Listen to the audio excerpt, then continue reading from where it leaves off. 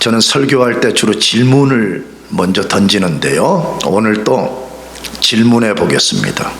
여러분은 하나님을 어떤 분으로 알고 있습니까? 여러분은 하나님을 어떤 분으로 알고 믿고 있습니까? 여러분은 그 하나님과 어떤 관계를 맺고 있습니까?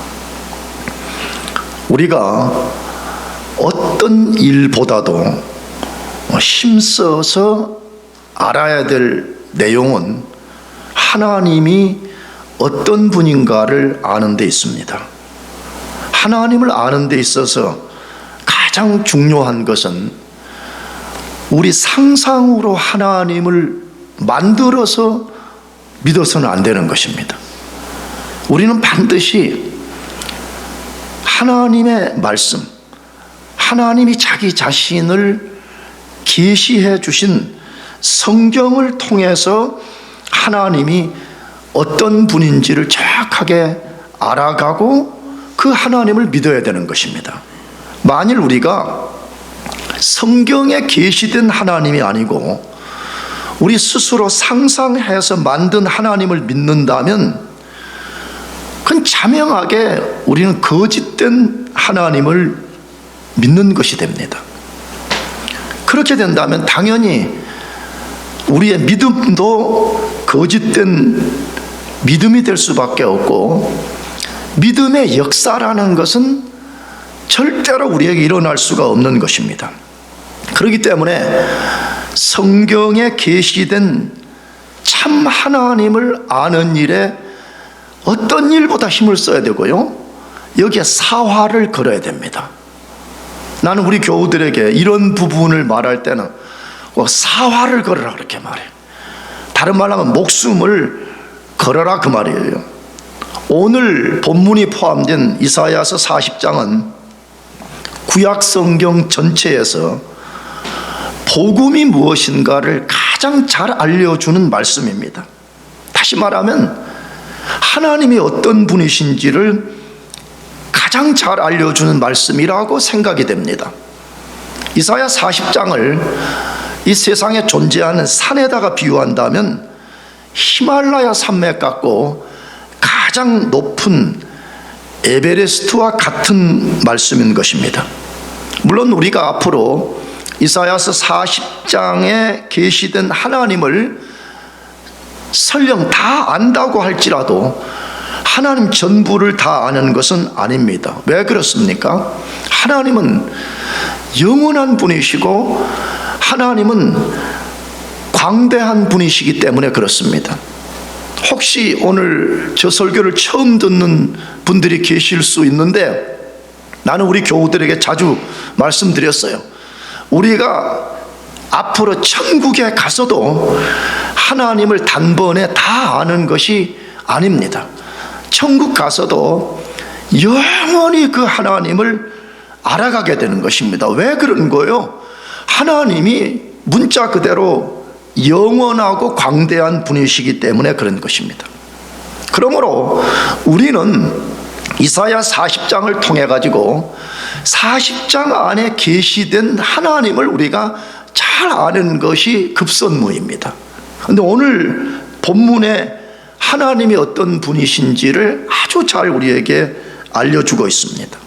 하나님 자신이 어떤 분으로 소개되고 있냐 이 말이에요.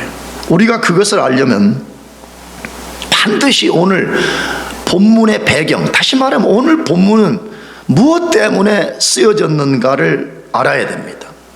그래서 그 본문의 배경 속에서 하나님이 어떤 일을 행해 주셨으며 하나님이 그 일을 행하신 것을 가지고 자기 자신을 오늘 독자들인 우리들에게 하나님 자신을 어떻게 소개하고 있는지를 잘 아는 것이 필요합니다.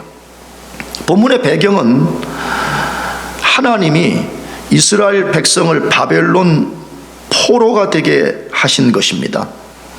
너희들은 이제 앞으로 바벨론에 포로로 끌려가 가지고 혹독한 고통을 당할 것이다. 이걸 말씀한 내용이에요.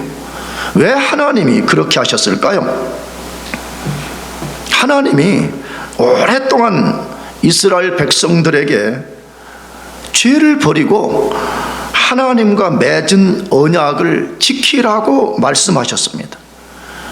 그럼에도 이스라엘 백성은 끝까지 순종하기를 거부했습니다. 그래서 하나님이 그들의 죄를 심판하기 위해서 바벨론 포로가 될 것을 선언하셨습니다.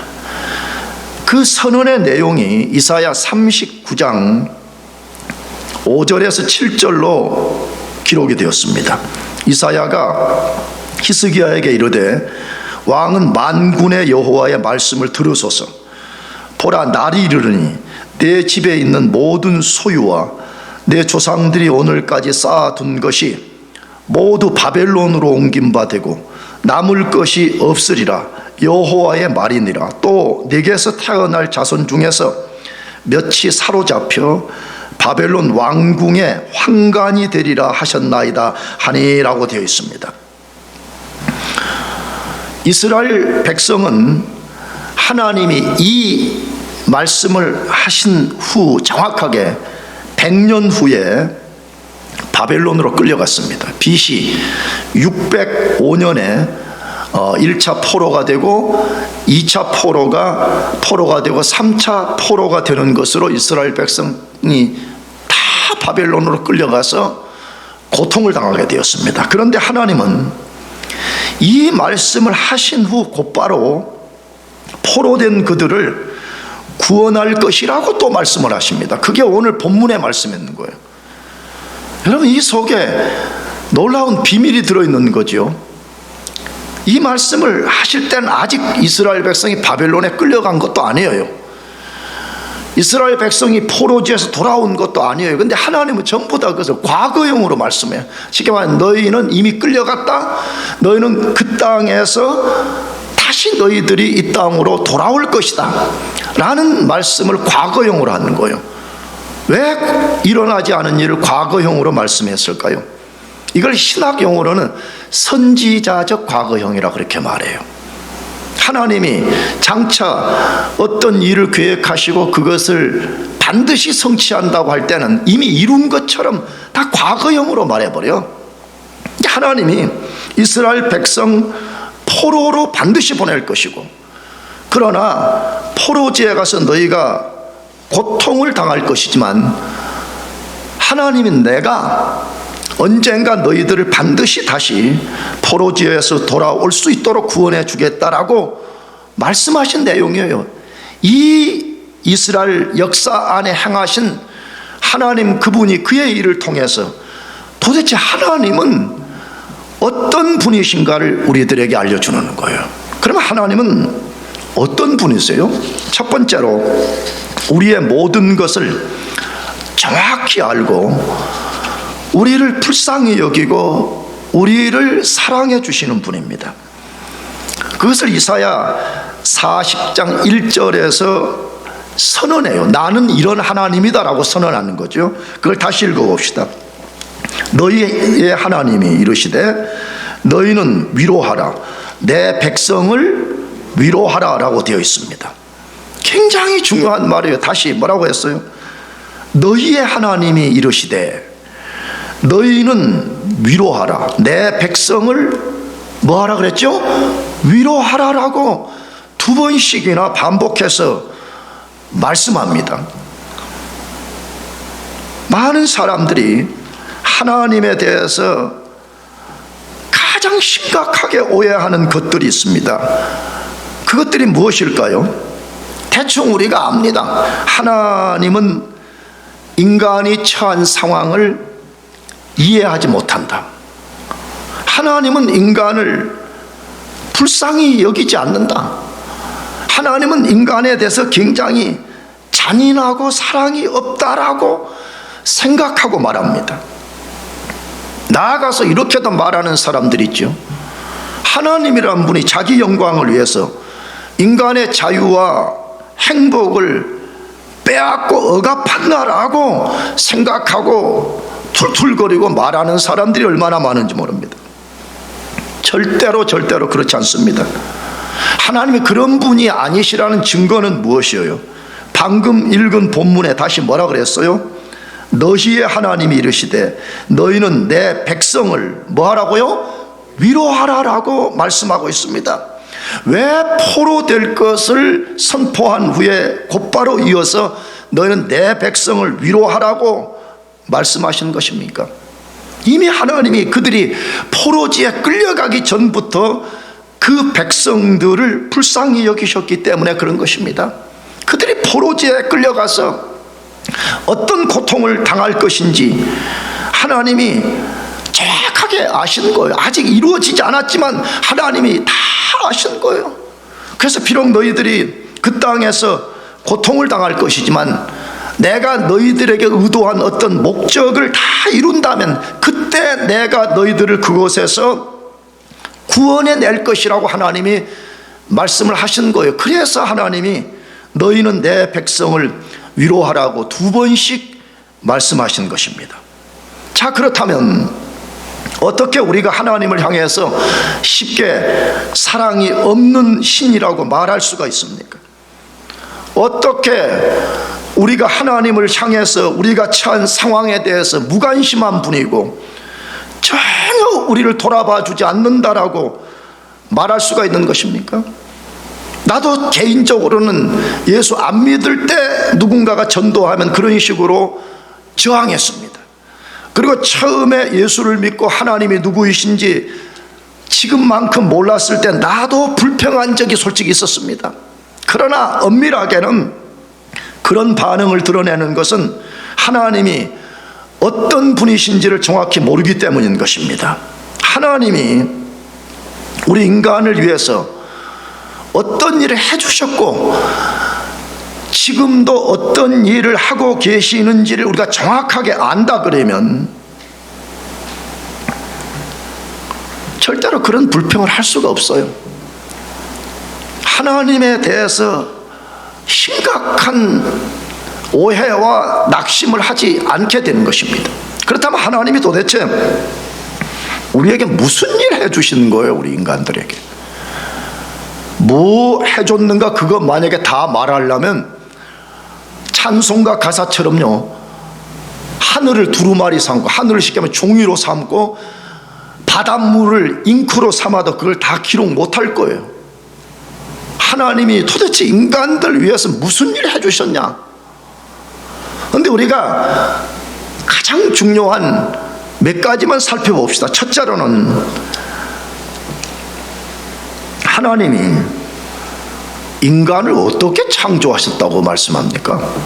하나님이 인간을 어떻게 창조한 거예요? 분명한 것은 기계적 존재로 창조하지 않았습니다. 간혹 보면 교회 다니는 사람들 중에 왜 인류의 조상인 아담 하와가 선악과 따먹게 만들어서 따먹지 못하게 처음부터 창조하지 그랬어요 라고 도전하는 사람들이 있습니다. 여러분, 그 말은 바꿔놓으면 기계적 존재로 창조하지 그랬어요, 그 말과 같은 말이에요. 근데 하나님은 인간을 기계적 존재가 아니라 하나님의 형상을 닮은 존재로 창조했습니다. 여러분, 그 말은 무슨 말이죠? 하나님이 우리 같은, 이렇게 지금 현재 나 같은 이런 외적인 모습을 갖고 있다는 그런 말이 절대로 아니에요.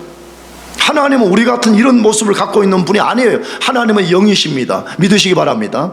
그러면 하나님의 형상대로 창조했다는 말은 뭐예요? 하나님의 인격을 닮은 존재로 창조했다, 그 말이에요. 다른 말을 하게 되면 지식과 감정과 의지를 가진 존재로 창조했다, 그 말이에요. 여러분, 만물 중에 잘 보세요. 생명을 가진 존재 중에 인간을 제외하고 지정의를 가진 존재가 있습니까? 아무도 없습니다. 인간만이 유일하게 하나님의 형상을 닮은 존재로 창조해 주셨습니다. 이걸 흔히 세상 사람들이 쓰는 말로 우리가 좀 말하면 하나님 인간 창조할 때 인간 B급으로 만들지 않았다는 거예요. A급으로 창조하셨다는 거예요.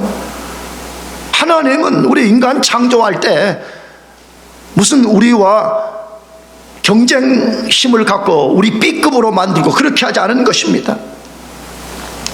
하나님처럼 만든 거예요. 하나님은 아니지만 우리를 하나님 같은 존재로 창조하신 것입니다.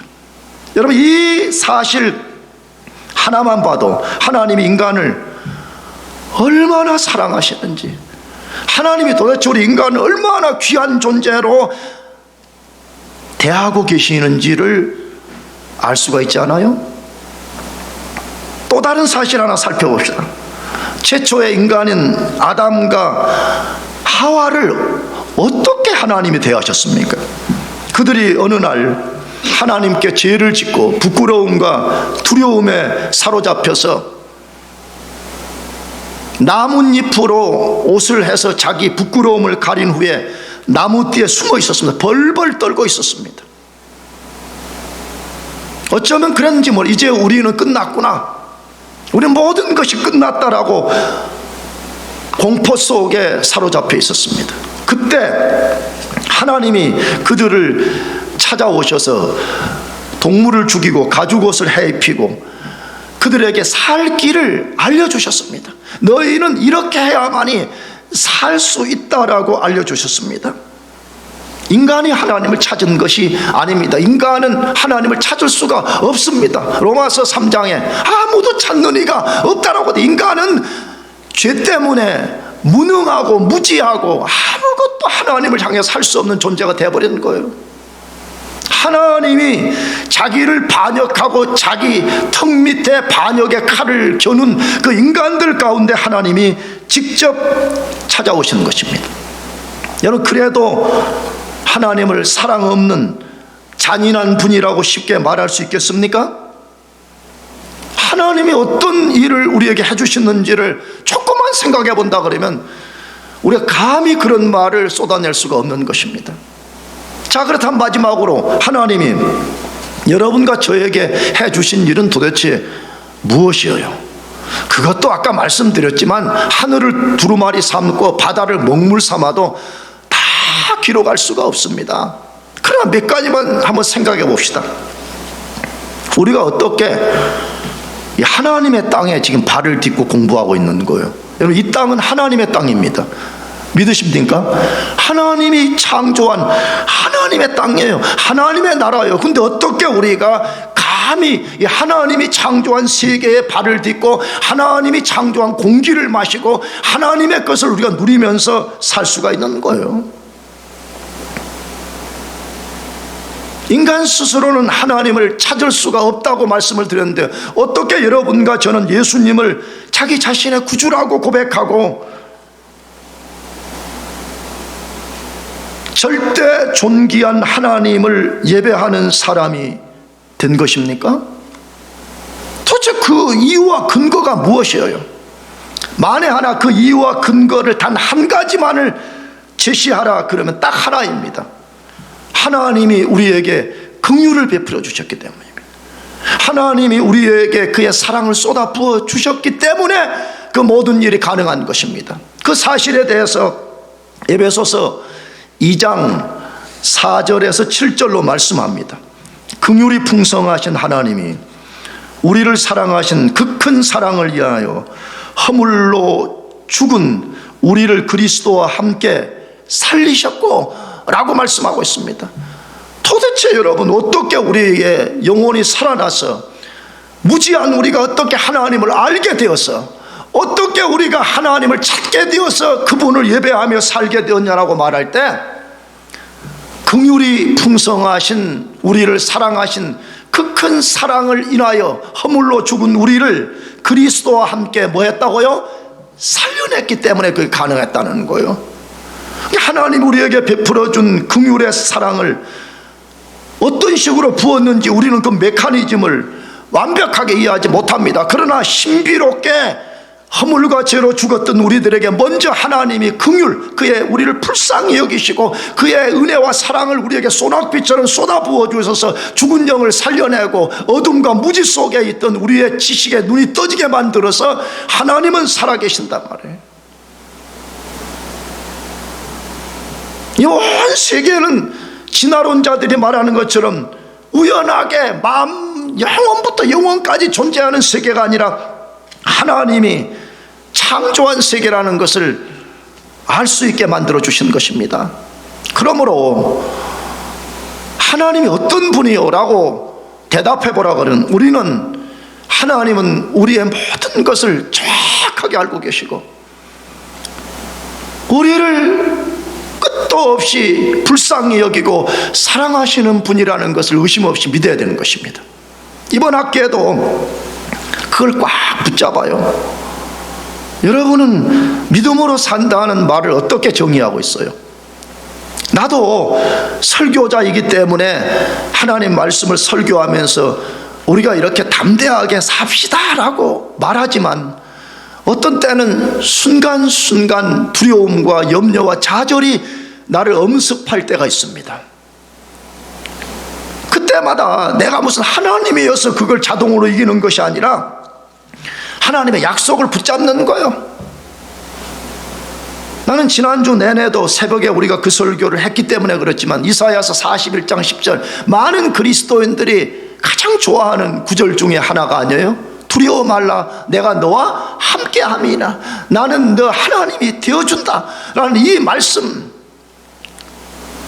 그것을 붙잡을 때 다시 용기를 내고 다시 담대해지고 다시 소망을 갖고 비틀거리는 걸음을 분명히 하고 하나님이 맡겨준 사명을 감당하게 되는 것입니다. 여러분도 이번 학기 시작하면서 이거 꽉 믿어요. 하나님은 절대 무자비한 분이 아니라는 거예요. 하나님은 우리가 상상할 수 없이 우리를 불쌍히 여기고 긍휼히 여기시고 우리의 모든 것을 알고 우리를 사랑하시는 분이라는 것을 믿고 담대히 나아가시길 바랍니다. 두 번째로 하나님은 어떤 분이십니까? 우리를 진심으로 사랑하기 때문에 필요하다고 판단이 되시면 징계하시는 분이에요. 하나님은 우리를 말로 다 할 수 없이 사랑하시지만 때로 그 사랑 때문에 우리를 혹독하리만큼 징계하시는 분인 것입니다. 그것을 이사야서 40장 2절 상반절에서 말씀하는데 너희는 예루살렘의 마음에 닿도록 말하며 그것에게 외치라 그 노역의 때가 끝났고 라고 되어 있습니다. 자, 하나님이 이스라엘 백성이 바벨론 포로가 된다고 말씀한 후에 곧바로 이어서 위로를 보내는 말씀을 여기에 소개해 놓은 거예요. 근데 이 위로의 말씀의 내용이 뭐예요? 너희 노역의 때가 끝났다라고 말씀하십니다. 다른 말로 하게 되면 그들이 당할 고통의 시간을 반드시 끝나게 해 주실 것이라고 하나님이 선언하신 것입니다. 여러분, 이 말씀 속에 무엇이 담겨 있습니까? 하나님이 이스라엘 백성을 바벨론에 포로되게 한 것은 파멸이 목적이 아니라는 거예요. 그냥 고통당하는 그 자체가 목적이 아니라는 거예요. 사랑의 징계, 사랑의 매질이었음을 알 수가 있습니다. 만일에 파멸이 목적이었다면 노역의 때가 끝났다? 노역의 때를 끝나게 해줄 것이라고 말씀하실 필요가 없습니다. 그냥 바벨론 포로지에 보내버리면 됩니다. 아니, 보낼 필요도 없이 하나님이 그냥 단순하게 그들을 다 진멸시켜버릴 수도 있는 것입니다. 하나님이 이스라엘 백성을 바벨론 포로지에 보낸 것은 고통의 땅에 들어가서 고통을 겪으면서 죄를 깨달으라는 거예요. 나가서 그 깨달은 죄로부터 리펜턴스 하라는 거예요. 완전히 회개하고 돌아서라는 거예요. 그리고 하나님께로 돌아와서 하나님을 의지하고 하나님을 섬기며 살라고 그렇게 하신 것입니다. 여러분, 이 말씀을 통해서 우리에게 무엇을 알려주는 거예요? 하나님은 예나 지금이나, 다시 말하면 고대 이스라엘 백성들이나 오늘 사는 우리들을 동일하게 때로 필요하다면 징계하신다는 것입니다. 디스플린 한다고 말이에요. 육신의 부모가 자기 자식 잘못된 길 가고 어그러진 행동을 하게 되면 고통스럽지만 자기 자녀를 징계하잖아요. 그렇다면 육신의 부모와 비교할 수 없는 사랑을 가지고 우리를 대하시는 하나님이요, 때로 우리가 이스라엘 백성들처럼 불순종의 길을 가고 하나님 말씀을 듣기를 싫어하고 계속해서 고집을 핀다 그러면 하나님이 고통 속에서, 하나님 그분이 고통 속에서 우리를 징계하신다는 것입니다. 나가서 기억해야 됩니다. 만일에 우리가 비록 고집스러운 죄를 범한 적은 없지만 영적으로 성장하기를 거부해요. 그냥 세속적인 생각과 세속성에 꽉 붙들려서 그걸 버리기 싫어가지고 영적으로 성장하기를 싫어해. 영적 난쟁이 상태에서 10년 20년을 보낸다 그러면요, 하나님은 반드시 그런 사람을 징계하신다고 말씀해요. 그 이야기를 히브리서라는 성경에서 말씀하는데, 히브리서 12장 5절 6절을 또 아들들에게 권하는 것 같이 너희에게 권면하신 말씀도 잊었도다.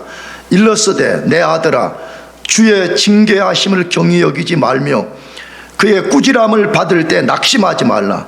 주께서 사랑하시는 자를 징계하시고 그가 받아들이시는 아들마다 책찍질하심이라 라고 되어 있습니다.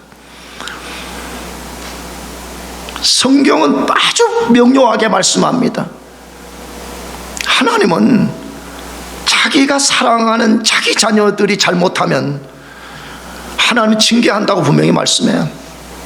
심지어 비유를 들었잖아요. 채찍질을 한다라고 하나님이 말씀하고 있습니다. 왜 징계하신다고요? 하나님이 사랑하시기 때문에 그런 것입니다. 그러므로 우리가 하나님의 징계에 대해서 깊은 이해를 가질 필요가 있어요.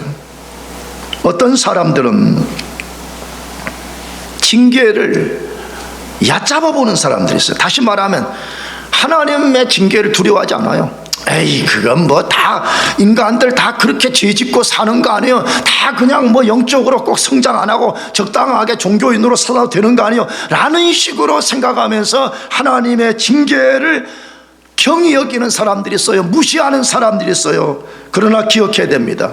하나님이 자기 백성된 이스라엘 백성들을 징계할 때 옆 동네로 보내지 않았습니다. 아니, 여기 한 4시간 떨어진 필라델피아 같은 장소로 보낸 것이 아니에요. 수천 킬로 떨어진 바벨론이라는 도시로 보냈습니다.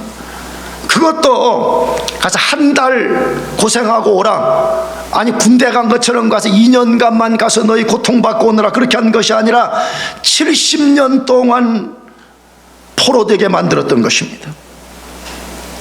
어떤 사람들은 하나님으로부터 징계를 받을 때 세상이 무너지는 것처럼 낙심하는 사람들이 있습니다. 아이고, 이제 끝나버렸구나. 성경은 낙심하지 말라 그래. 왜 낙심하지 말라 그러는 거예요? 하나님이 우리를 징계하시는 것은 우리 파멸시키기 위한 것이 아니라는 거예요. 우리 싫어서 버리기 위한 것이 아니라 선한 열매 맺으라는 거예요. 나쁜 열매가 나쁜 열매를 계속 맺는 것처럼 그렇게 하지 말고 좋은 나무 되고 좋은 열매 맺으라고 하나님이 그러시는 것입니다. 성경은 말합니다. 우리 인간은 그 누구도 하나님의 징계를 피할 수가 없다고 말해. 왜? 우리가 부족하고 우리가 죄를 짓고 우리가 영적으로 고집을 피우기 때문에 징계가 없이는 불가능하다고 말해. 여러분은 어떻게 생각해요? 여러분 자신. 나는 여러분보다 조금 인생을 오래 산 사람으로서 내가 경험에 의해서도 말할 수 있어요. 우리 인간이라는 것은요, 하나님의 징계가 없이는 도저히 깨닫지 못하는 게 있어요. 징계를 통해서만 배울 수 있는 하나님의 교훈이 있는 것입니다. 그러나 나는 여러분에게 이렇게 말하고 싶어요. 할 수만 있다면 징계받지 않는 사람이 되시길 바랍니다. 하나님 말씀에 순종해요. 하나님이 인격적으로 말씀하실 때 그 말씀을 즐겨서 듣고 순종해서 살아가요. 그렇다면 하나님이 왜 그런 사람에게 까닭 없이 징계를 내리시겠습니까? 그래서 나는 그런 차원에서는 우리 자신들이 할 수만 있다면 징계받지 않는 사람으로 살아가라고 도전하는 것입니다. 마지막 세 번째로, 하나님은 어떤 분이십니까? 우리 모두에게 절대로 필요한 참되고 실제적 위로를 베풀어 주시는 분입니다. 한마디로 말하면 우리에게 필요한 진짜 위로, 진짜 위로를 우리에게 주시는 유일한 분이다, 그 말이에요. 이사야서 40장 2절 하반절에 그 죄악이 사함을 받았느니라, 그 모든 죄로 말미암아 여호와의 손에서 벌을 배나 받았느니라 할지니라 하시니라고 말씀합니다. 여러분, 우리가 대단한 존재들인 것 같지만 이 힘든 세상을 살아가면서요, 다 누구나 위로가 필요합니다. 위로가 필요하지 않은 사람은 아무도 없습니다. 그런데 우리가 누군가로부터 위로를 받게 되면 기분도 좋아지고 좀 힘도 내고 좀 힘든 세상 좀 살아볼 맛이 나지 않아요? 그런데 잘 우리가 좀 더 냉철하게 이 세상의 위로를 가만히 들여다보면 상당히 많은 것들이 거짓된 위로가 있다는 거예요. 어떤 것은 거짓되지는 않지만 실제적이 아니에요. 실제 내 삶의 고통의 문제, 절망의 문제를 해결할 수 없는 실제적인 것이 아니라 그 말이에요. 꼭 이 동네 간혹 아침에 이렇게 안개가 많이 끼는데 해가 쫙 떠오르면 그냥 안개가 갑자기 그냥 순식간에 사라지는 것처럼 세상의 수많은 위로는 아침 안개와 같습니다. 그런데 하나님만이 우리에게 진짜 필요한 참되고 영원한 위로를 주시는 분입니다. 그것이 무엇일까요? 도대체 하나님이 우리에게 주시는 진짜 위로, 영원한 위로가 뭐냐 하는 거예요. 하나님으로부터 죄사함 받는 것입니다. 하나님으로부터 뭐 받는 거라고요? 죄사함 받는 거요. 그래서 하나님이 포로된 이스라엘 백성을 위로하는 내용 중에 그들의 죄악이 사함을 받았다고 소리쳐 알리라 그렇게 말해요. 미래에 될 일이긴 하지만 하나님이 이 사실을 가서 그들에게 소리쳐서 알리라는 거예요. 근데 소리쳐 알릴 내용이 뭐냐 그러면 내가 그들의 죄악을 다 용서할 것이라는 거예요. 그것이 가장 기쁜 소식인 것입니다. 그것이 바로 복음의 소극적인 부분인 것입니다. 그것이 우리가 듣고 받아들여야 되는 내용인 것입니다. 그것이 우리가 그것을 모르는 이 세상 사람들에게 가서 큰 소리로 외쳐야 될 내용인 것입니다. 그럼 왜 하나님으로부터 죄사함을 받는 것이 최고의 위로가 되는 거예요? 왜 그게 영원한 위로가 되는 거예요? 그 이유를 알려면 죄의 특성을 알아야 되는 거예요. 도대체 죄라는 거는 무엇이며 무엇을 만들어내는가를 정확히 알아야 됩니다. 가장 먼저 죄는 인간을 고통, 절망, 불행 가운데로 몰아넣습니다. 이걸 바꾸어 말하면 인간의 모든 고통과 불행의 이유가 뭐요? 그렇게 말하면 죄 때문이라는 거예요. 오늘 현대인들은 죄라는 말을 듣기 싫어합니다. 심지어 현대 그리스도인들도 야, 왜 교회만 가면 맨날 죄 타령이냐 이렇게 말하는 사람들이 실제 있습니다. 좀 적극적 사고방식 좀 그런 거 말해주면 안 되냐는 거예요. 어떻게 하면 우리가 이 세상에서 물질적으로 성공할 수 있는가, 좀 그런 거 말고 맨날 죄 타령이냐 그렇게 말한다 이거예요. 근데 여러분 잘 보십시다. 인간의 궁극적 고통의 문제는요, 사실은 먹을 것이 없는 문제가 아니에요. 물론 지금도 이 시간에 저 세상 반대편 어디에는 먹을 것이 없어서 그거 하나를 손에 넣기 위해서 사활을 거는 사람이 있는 거 알고 있어요. 그러나 인간의 궁극적 문제는 그런 것이 아니야. 인간의 모든 불행의 원인은 죄 때문인 거예요. 잘 봅시다. 뭐 때문에 미국에 상상할 수 없는 부를 가진 사람이 있는가 하면 지구 반대편에 어떤 사람들은 한 끼를 해결할 수 없는 그런 비참한 상태에 떨어지는 거예요. 왜? 빈익빈 부익부는 누가 만들어낸 거예요? 어떤 나라는 부자인데 왜 어떤 나라는 비참하게 된 거예요? 왜 어떤 사람은 윤택하게 잘 사는데 어떤 사람은 하루하루를 연명하는 것이 위기와 두려움에 빠지는 거예요? 여러분, 그 모든 원인은 죄 때문에 그렇게 된 것입니다. 죄는 어떤 특성을 갖고 있어요? 사망을 낳는다고 말합니다. 죄는 뭘 낳는다고요? 사망. 인간의 조상 아담이 죄를 범할 때 모든 인간이 죽음 아래 처했고, 나가서 이 말은요, 우리가 만일에 하루하루를 살면서 죄를 짓는다면 죄의 결과는 반드시 죽음이라는 대가를 지불해야 된다고 말하는 것이에요. 죄는 인간의 모든 것을 부패하게 만듭니다. 단 하나도 예외가 없어요. 죄는 목사가 죄를 지면 목사를 부패하게 만들 것이고, 성도들이 죄를 짓는다면 성도들을 부패하게 만들 것이고, 이 사회가 죄를 짓는다면 이 사회가 부패하게 되고 마는 것입니다.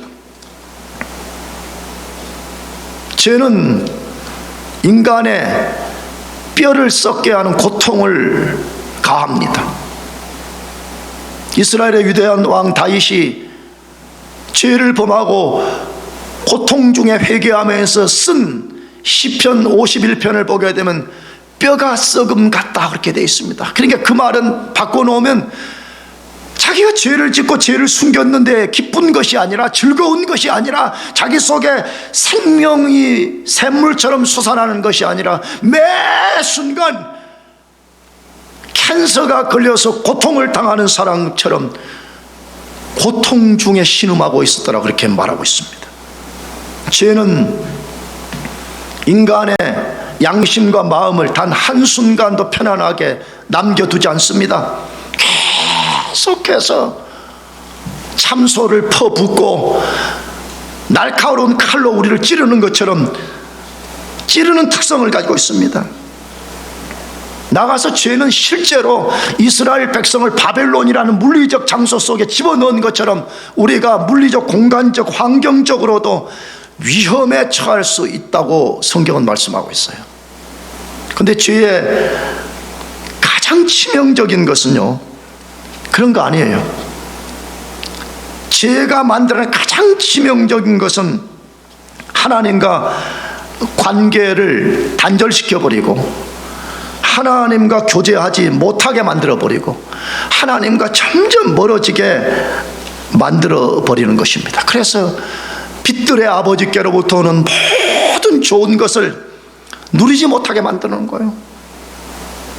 난 사실은 여러분의 상황을 정확하게 모릅니다. 그냥 내 경험에 의해서 말씀을 드린다면, 나는 23살에 예수 믿고 본어교인하고요, 너무 좋았습니다. 그러나 옛 죄의 습관을 버리지 못해가지고 순간순간 죄를 짓고 살았습니다. 근데 그때 내가 느낀 게 뭐였냐면, 내 한편에는 하나님의 존재와 하나님을 믿는 것이 너무나 분명한데 또 한편에는 순간순간 진짜 하나님이 계신가? 진짜 하나님이 나의 상황을 알고 계시는가 하는 끝없는 의심과 회의 속에서 갈등한 적이 있습니다. 나중에 알았습니다. 왜 그랬을까? 왜 그랬을까? 죄 때문이라는 것을 알게 된 것입니다. 비록 내가 본어교인 돼서 하나님의 자녀가 되었지만 옛죄를 버리지 못하고 옛죄를 계속해서 손에 부여잡고 하려고 할 때 그 좋으신 하나님을 경험할 수가 없었던 거예요. 그 좋으신 하나님으로부터 오는 것들을 누리지 못했기 때문이라는 것을 깨닫게 된 것입니다. 그러므로 죄를 해결하지 않으면요, 누구라도 참 하나님의 위로가 그 사람 속에 없어요. 그러나 반대로 진짜 죄를 회개한다면 하나님의 위로를 폭포수처럼 경험할 수가 있는 것입니다. 자, 그럼 마지막으로 우리가 어떻게 하나님으로부터 죄 사함을 받고 성경의 언어대로 유쾌하게 될 수 있냐 이 말이에요. 사도행전 3장에 그렇게 되어 있거든요. 죄 사함을 받는다면 우리가 유쾌하게 될 것이라. 내가 언젠가 우리 교우들에게 설교했어요. 나는 그 말씀을 읽을 때마다 무슨 상상을 많이 하냐 그러면 막 운동을 해고 땀 범벅이 되든지 아니면 가든에 나가가지고 뭐 일을 하다가 막 흙과 더러운 것과 땀으로 온 몸이 이렇게 더럽혀졌을 때 샤워장에 가서 그 시원한 프레시 워터를 꽉 켜고 그 밑에서 그 소낙비처럼 쏟아지는 물로 내 몸을 깨끗하게 씻었을 때 그 유쾌함과 같은 그런 유쾌함을 하나님이 주실 것이라고 말씀하는 거예요. 그러면 어떻게 우리가 그 죄사함을 받을 수 있냐는 거예요. 그 비결을 성경에서 말씀하는데 하나님의 백성이 될 때만 가능하다고 말해요. 누구 백성이 된다고요? 하나님의 진짜 백성이 될 때만 죄사함을 받는 역사가 일어난다고 말해. 그래서 오늘 본문에 하나님이 내 백성을 위로하라고 2번씩이나 말씀하는 거예요. 잘 보세요. 모든 사람을 위로하라고 말하잖아. 세상의 모든 사람에게 가서 위로의 말을 전하라고 말하는 것이 아니라 누구 백성에게 말하라고요? 내 백성에게 말하라 라고 말씀했습니다. 자, 그러면 하나님의 백성이 누구예요 도대체? 누가 하나님의 백성이 있는 거예요? 난 여러분을 나쁘게 도전하려고 하는 뜻이 절대로 아니에요. 여러분이 어떤 사람인가를 직면하라고 도전하는데 그냥 단순히 교회 다니는 사람이 아니에요. 그냥 어렸을 때부터 습관적으로 교회 다니는 사람 아니에요. 심지어 현재 저 이스라엘 땅에 이스라엘 민족도 아니에요. 어떤 사람은 미국이 기독교 국가라고 하는데 좋다 이게 미국 기독교 국가라 합시다. 미국 기독교 국가 안에 기독교 문화 속에 있다고 할지라도 하나님의 백성이 아닐 수가 있습니다. 심지어 성경은 마태복음 7장에 뭐라고 말씀해요? 너희가 나더러 주여 주여 한다고 다 천국에 들어갈 것이 아니니라고 말하고 있습니다. 뭘 말하는 거예요? 신앙 고백도 아닐 수가 있다고 말하는 것이에요. 나가서 야고보서는 뭐라고 말해요? 우리가 어떤 기적을 일으키거나 엄청난 기적을 경험하고도 하나님의 백성이 아닐 수 있다라고 말씀하고 있는 것입니다. 그러면 누가 진짜 하나님의 백성인 거예요? 누가 진짜 하나님 백성 될 수가 있는 것이에요?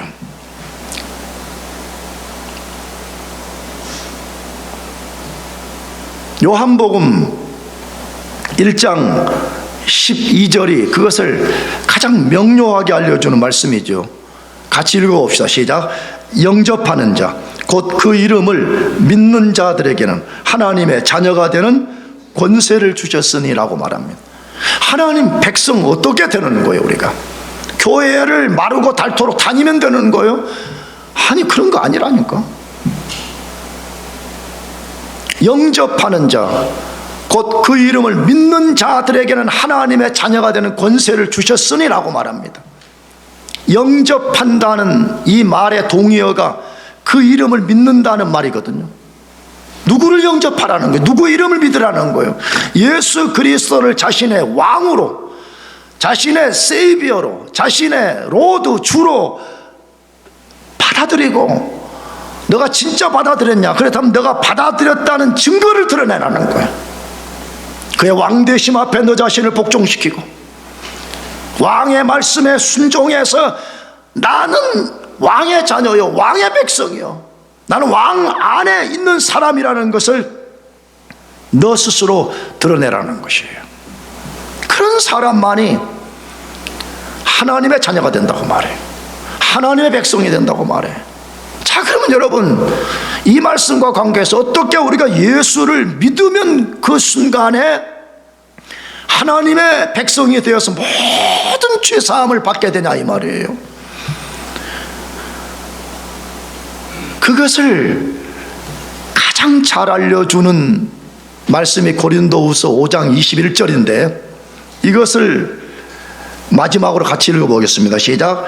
하나님이 죄를 알지도 못하신 이를 우리를 대신하여 죄로 삼으신 것은 우리로 하여금 그 안에서 하나님의 의가 되려 하심이라. 이게 복음이에요. 이게 하나님이 우리에게 들려주는 가장 기쁜 굿뉴스예요. 이게 바로 헬라어로 유앙겔리온인 거예요. 왜 그래요? 우리는 죄 짓고 죄 때문에 영벌에 처해질 존재였어요. 우리 스스로는 우리 죄를 해결할 수도 없는 존재예요. 근데 하나님이 우리 죄를 해결해 주셨다. 어떤 방식을 통해 가지고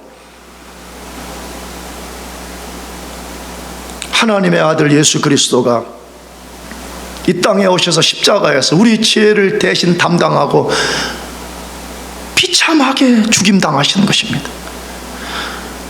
누구든지 그 십자가에 못 박혀 죽임당한 예수 그리스도를 자신의 구주로 진짜 받아들이면 그 순간에 하나님의 놀라운 신비에 의해서 우리가 갖고 있던 모든 억만 죄악이 예수 그리스도에게 완전히 전가가 되고 예수 그리스도가 가진 그 의로움이 우리의 것이 순식간에 됨을 통해 가지고 우리가 죄 사함을 받고 거룩한 하나님의 백성이 된다라고 말하는 것입니다.